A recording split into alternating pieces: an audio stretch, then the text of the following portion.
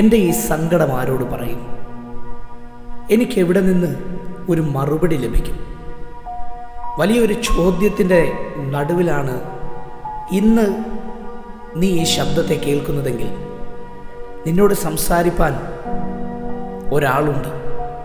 അങ്ങനെ പറയുവാൻ കാരണം ഇന്നലകളിൽ നിന്റെ ചുറ്റും വലിയൊരു ജനസഞ്ചയം തന്നെ ഉണ്ടായിരുന്നു, ഒരു സമൂഹം തന്നെ ഉണ്ടായിരുന്നു. എന്നാൽ ഇന്ന് നിന്റെ സാമ്പത്തികം, നിന്റെ സ്റ്റാറ്റസ് ഒക്കെ നിന്റെ ജീവിതത്തിനകത്തുനിന്ന് ഇത്തിരി അകലം വിട്ട് മാറി നിൽക്കുന്നു എന്ന് തോന്നിയപ്പോൾ നിന്റെ ബന്ധുമിത്രാദികളും നിന്റെ സുഹൃത്തുക്കളും നിന്നെ തഴഞ്ഞുപോകും. നിന്റെ ജീവിതത്തിൽ നീ ഒരു ഒറ്റപ്പെടലിൻ്റെ അവസ്ഥയിലാണിപ്പോൾ. ഭാരപ്പെടണ്ട, വേദനപ്പെടണ്ട. മനുഷ്യനായി പിറന്ന ഏതൊരു വ്യക്തിയും ഫേസ് ചെയ്യുന്ന സാധാരണ ഇഷ്യൂ മാത്രമാണ് ഇതെന്ന തിരിച്ചറിവിൽ നിന്നാണ് നീയായി പുനർജനിക്കുന്നത്. അങ്ങനെ പറയുവാനൊരു കാരണമുണ്ട്. നീ ജനിച്ചപ്പോൾ ഒറ്റയ്ക്കായിരുന്നു, നിന്റെ മരണത്തിലും നീ ഒറ്റയ്ക്ക് തന്നെയാണ്.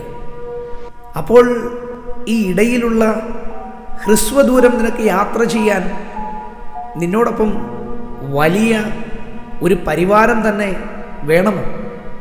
അങ്ങനെയല്ല. ജീവിതത്തിനകത്ത് നീ ഒറ്റപ്പെടുമ്പോൾ നീ കൂടുതൽ ധൈര്യശാലിയും ബലവാനുമായി മാറുകയാണ്. മറ്റൊരുവൻ്റെ ജീവിത വിജയം കൊണ്ടും മറ്റൊരുവൻ്റെ ബലം കൊണ്ടും അതിന് മറപറ്റി നീ നിന്റെ ജീവിതത്തെ മുൻപോട്ട് കൊണ്ടുപോകുന്നുവെങ്കിൽ ഒറ്റയ്ക്കാകുമ്പോൾ നീ പരാജയപ്പെടുന്നത് സ്വാഭാവികം. പരാജയപ്പെടുവാനല്ല നിന്നെ നിന്റെ സൃഷ്ടിതാവായ ദൈവം വിളിച്ചിരിക്കുന്നത്.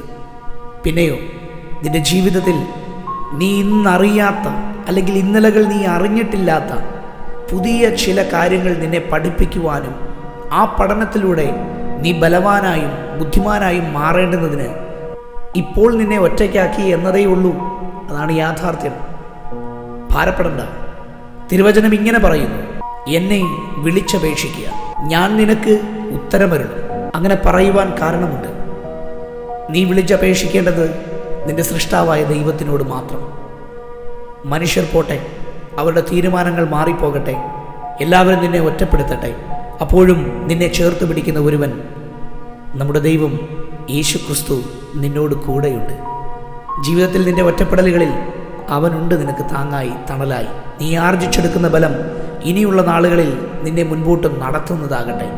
നിന്നിൽ സംഭവിക്കേണ്ടുന്ന സകല കാര്യങ്ങളും നീ അവനെ വിളിച്ചപേക്ഷിക്കുമ്പോൾ അവൻ നിന്നോട് സംസാരിക്കും. നമുക്കവനിലേക്ക് ചേരാം. വേദനകൾ മാറിപ്പോകട്ടെ, നമ്മുടെ ബുദ്ധിമുട്ടുകളും സമ്മർദ്ദങ്ങളും നീങ്ങി മാറട്ടെ. ഇന്നു മുതൽ ഈ ശബ്ദം കേൾക്കുന്നുവെങ്കിൽ നിന്നോടൊപ്പം അവനുണ്ട്.